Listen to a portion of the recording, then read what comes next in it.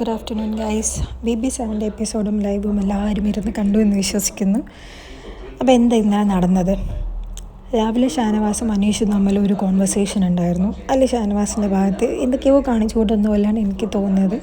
അത് കഴിഞ്ഞ് ബിന്നിയും അനീഷും തമ്മിലൊരു കോൺവെർസേഷൻ ഉണ്ടായിരുന്നു. ആ കോൺവെർസേഷനിൽ എനിക്ക് ബിന്നിയുടെ ഭാഗത്താണ് ശരിയെന്ന് തോന്നിയത്.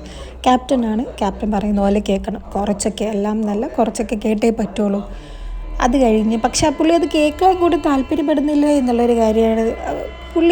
ഇതേ പുള്ളിയല്ലേ താൻ ക്യാപ്റ്റനായിരിക്കുന്ന സമയത്ത് അതെല്ലാം വന്ന് പാത്രം കഴുകിയില്ല എന്ന് പറഞ്ഞ് പ്രശ്നം ഉണ്ടാക്കിയത്. അപ്പോൾ ഇതൊക്കെ ഒന്ന് ആലോചിച്ചും കണ്ടും ചെയ്യേണ്ടായിരുന്നല്ലോ, അല്ലേ? അത് ചെയ്തില്ല. അതൊക്കെ കഴിഞ്ഞ് ജയിൽ നോമിനേഷൻ ടാസ്കിൽ ഒബ്വിയസ് ആണ് ഷാനവാസിനെയും മനീഷിനെയും മാത്രമാണ് അവരുടെ ഉള്ളൂ എന്നുള്ളത് അറിയാം.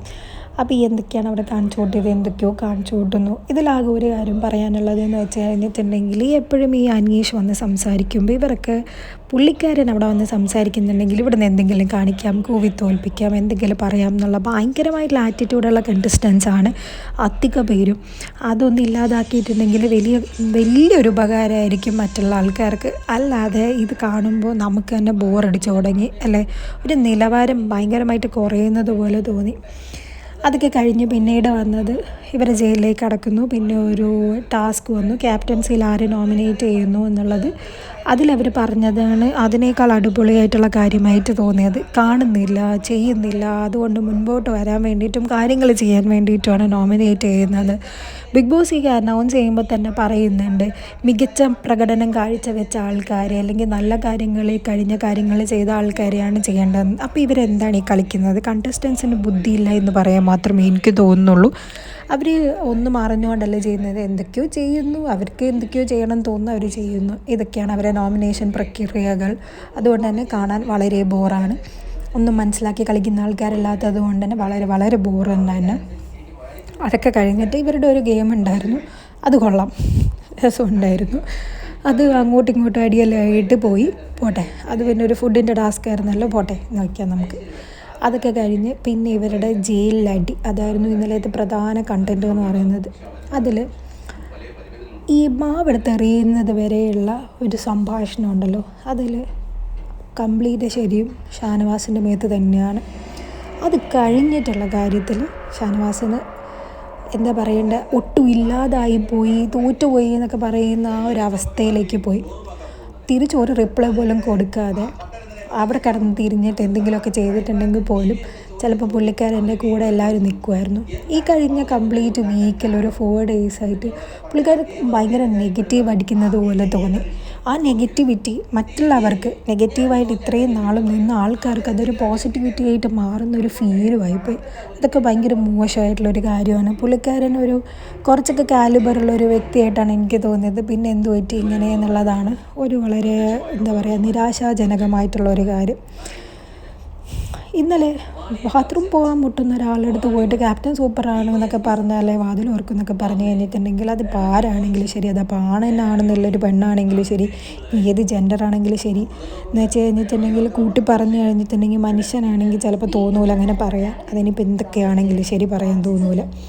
കോമഡിക്കൊക്കെ പറയുന്ന രീതിയിലൊക്കെ പറഞ്ഞു കഴിഞ്ഞിട്ടുണ്ടെങ്കിൽ അങ്ങനെ എടുക്കുന്നതൊക്കെ തോന്നുന്നല്ലാതെ ചില ആൾക്ക് തോന്നുന്നില്ല എന്ന് പറയുന്നതിനെ കൊണ്ട് എനിക്കൊരു മടിയും തോന്നുന്നില്ല. പിന്നെ ബിന്നിയാണ് ആദ്യം പുള്ളിക്കാരൻ്റെ എന്ന് വെച്ചാൽ ഷാനവാസിൻ്റെ ഫാമിലിയെ പറഞ്ഞത്. അതിന് ശേഷമാണ് ഷാനവാസ് തിരിച്ചു പറഞ്ഞത്. അപ്പം മുതൽ ഷാനവാസിൻ്റെ കയ്യിൽ നിന്ന് പോയി ആവശ്യമില്ലാത്ത കുറേ കാര്യങ്ങൾ അവിടെ കിടന്ന് പറയുന്നുണ്ടായിരുന്നു. എന്നിട്ട് പിന്നെ ഇൻറ്റൻഷനലി എടുത്തിട്ട് അതെനിക്ക് മാവെടുത്ത് എറിഞ്ഞ പോലെ തന്നെയാണ് എനിക്കും തോന്നിയത്. എന്ന് വെച്ചിട്ട് ഷാനവാസ് പറഞ്ഞതുപോലെ ഒരുപാട് മാവെടുത്ത് അങ്ങോട്ട് മുഖത്ത് എറിഞ്ഞു എന്നല്ല, എന്നാലും കുറച്ചൊക്കെ ഇൻറ്റൻഷനലി ചെയ്ത് തന്നെയാണ്. സ്പൂണെടുത്ത് ഇങ്ങനെ ആക്കിയെന്ന് പറഞ്ഞാലും അതങ്ങനെ ആക്കിയത് കൊണ്ടാണല്ലോ, അല്ലാണ്ട് കൈ അറിയാതെ അങ്ങനെ ആയിപ്പോയതൊന്നുമല്ലല്ലോ. അപ്പോൾ അതിലൊന്നും ഒരു ശരിയൊന്നുമില്ല. പിന്നെ കുറേ നേരം ഒറ്റയ്ക്ക് ഇരിക്കുന്നുണ്ടായിരുന്നു. അതൊക്കെ കഴിഞ്ഞ് രാത്രി അക്ബറിൻ്റെ അടുത്തും മുനിലിൻ്റെ അടുത്തും പിന്നെ ലക്ഷ്മിയുടെ അടുത്തും ഇരുന്ന് പറയുന്നൊക്കെ ഉണ്ടായിരുന്നു. എനിക്ക് ഇന്നലത്തെ ഈ കംപ്ലീറ്റ് എപ്പിസോഡ് ജയിലിൻ്റെ ഒരൊറ്റ കാര്യം കൊണ്ട് പോയതുപോലെ എനിക്ക് തോന്നി. അത് കൂടാതെ ഈ അനാവശ്യമായിട്ടുള്ള എന്തൊക്കെയോ കാര്യങ്ങൾ ബേബി അങ്ങനെ തന്നെയാണ്. ബിഗ് ബോസ് ഇതൊരു ഗെയിം ഷോ ആണ്, എല്ലാവരും അങ്ങനെ ഇങ്ങനെയൊക്കെയാണ്. പക്ഷെ എന്നാലും ഒരു കണ്ടങ്ങ് പിടിച്ചിരുത്തുന്ന പോലത്തെ ഒരു കാര്യം അവിടെ ഉണ്ടായിരുന്നില്ല. ചില ആൾക്കാരിപ്പോൾ ഇന്നലെ തടി കാരണം ഇരുന്ന് കണ്ടിട്ടുണ്ടാവുന്നല്ലാതെ അങ്ങനെ പിടിച്ചിരുത്താൻ മാത്രമുള്ള ഒരു എലിമെൻറ്റും അതിലുണ്ടായതായിട്ട് തോന്നിയിട്ടില്ല. പിന്നെ ഒരു കാര്യമുള്ളതെന്ന് വെച്ച് കഴിഞ്ഞാൽ ഇന്നലെ അനീഷ് ജയിലിലിരിക്കുമ്പോൾ ചോദിക്കുന്നത് കേട്ടായിരുന്നു, ഞാനൊന്നും പറഞ്ഞില്ലല്ലോ എന്നെ ഇറക്കി വിടാലോ എന്ന്. പക്ഷെ അവരത് ഇറക്കി വിട്ടില്ല. ബിന്നി അപ്പോഴും ഘോരഘോരമായിട്ട് സംസാരിക്കുന്നത് കേട്ടു, സോറി പറയണം ഷാനവാസെങ്കിലേ ഞാൻ ഓപ്പൺ ചെയ്യുന്നു. അപ്പോൾ അതിനോടാരും റിവ്യൂവേഴ്സ് ആണെങ്കിലും മോശമായിട്ടൊന്നും പറയുന്നത് ഞാൻ കേട്ടില്ല. അപ്പോൾ അതെനിക്കൊരു അത്ര നല്ലൊരു പ്രവണതയായിട്ട് തോന്നിയില്ല. അപ്പോൾ പറയുമ്പോൾ എല്ലാവരുടെ രണ്ട് സൈഡും അങ്ങ് പറഞ്ഞു പോകണം അല്ലേ?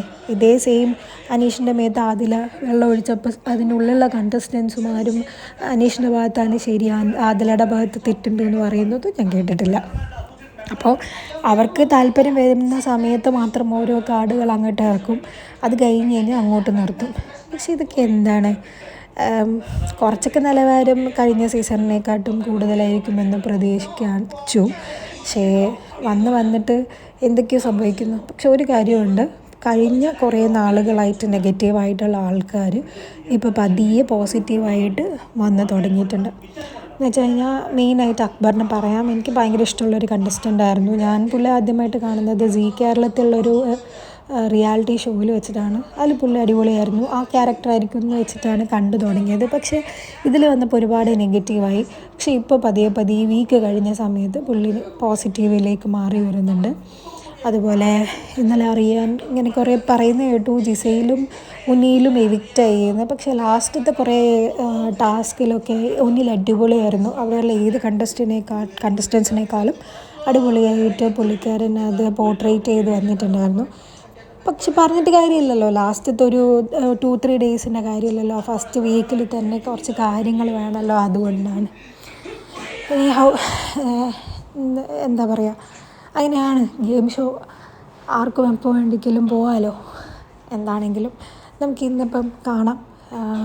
രാത്രി ഈവനിങ് ശ്രീ മോഹൻലാൽ സാറ് വരുന്ന സമയത്ത് നമുക്ക് കാണാം ആരാണ് എവിക്റ്റായത്, ആരോടൊക്കെ എന്തൊക്കെ പറയുന്നുണ്ട്, മാവിൻ്റെ കാര്യത്തിൽ എന്ത് പറയുന്നു, അനീഷിൻ്റെ കാര്യത്തിൽ എന്ത് പറയുന്നു എന്നുള്ള കാര്യങ്ങളൊക്കെ നമുക്കറിയാം. അപ്പോൾ ശരി, ഇന്ന് രാത്രി കണ്ടിട്ട് ബാക്കി നമുക്ക് നാളെ.